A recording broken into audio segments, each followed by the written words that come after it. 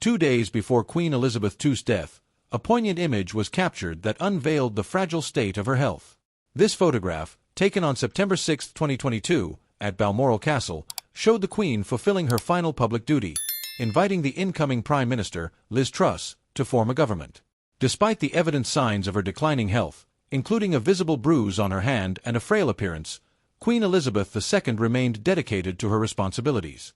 In these last moments, her sense of duty shone through. The Queen, having served as a steadfast symbol of the British monarchy for over 7 decades, continued to carry out her official duties even as her body visibly weakened.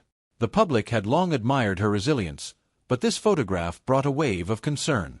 It captured her standing, dressed in a plaid skirt and cardigan, holding a cane. The warmth of her smile remained, but the image made it clear that the end of an era was approaching.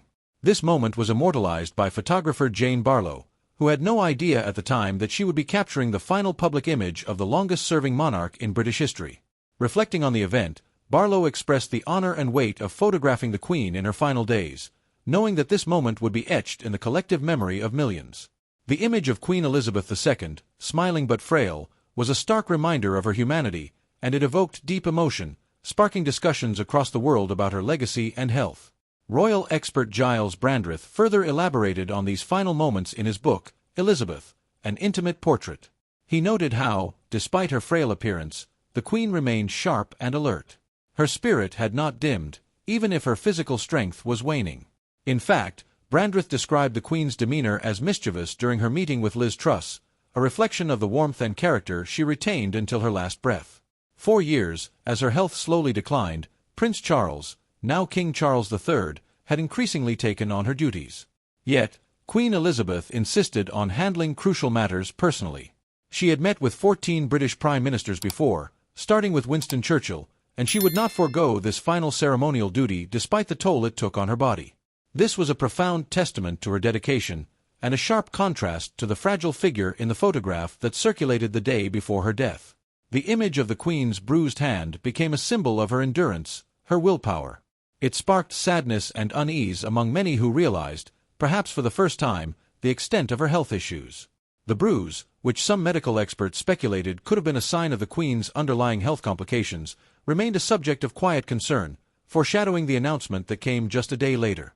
On September 8, 2022, 2 days after this photograph was taken, Queen Elizabeth II passed away, leaving behind a grieving nation and a world grappling with the loss of a figure who had come to define modern monarchy. Her death marked the end of an era, and the photograph taken at Balmoral Castle remains one of the last glimpses the world had of the Queen. It became a bittersweet image, reflecting both her enduring sense of duty and the human frailty that even a monarch cannot escape. The public's reaction to her death was one of deep sorrow. Many reflected on her unwavering commitment to her role, even as her health deteriorated. Her meeting with Liz Truss was her final public engagement, and it underscored a reign that had been marked by continuity, duty, and service. For 70 years, Queen Elizabeth had been the embodiment of stability in the United Kingdom and the Commonwealth, and her passing left a void that would be felt for generations. As people mourned the Queen, they were left with this final image, an image of a woman who, even at the end of her life, refused to falter in her commitment to her country.